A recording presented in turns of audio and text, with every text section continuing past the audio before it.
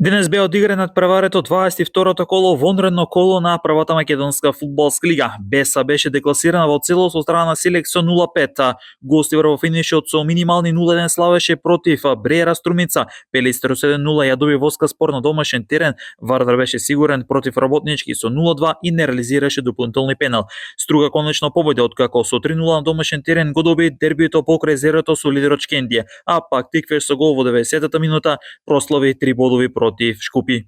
Викендот започнуваат надпреварите од третиот круг на првата лига. Шкендија против Пелистер, дерби на Силекс и Вардар, гостивар со Брера, Работнички ќе биде домакин на Тиквеш, Струга против Воска, Шкупи со Беса. Ракометниот клуб Охрид носи две големи засилувања за следната сезона. Предраг Веин ќе биде нов ракометар на Охрид, настапува за Олимпијакос од Грција. Ново име ќе биде и Тилен Стрмјан, словенецот настапува во Бундеслигата, а ќе пристигне од Хановер. Страшо Илиевски е нов тренер на ракометниот клуб Прилеп. Екипата на Прилеп ќе биде дел од плејаут сегментот, каде ќе разигрува за опстанок во Суперлигата.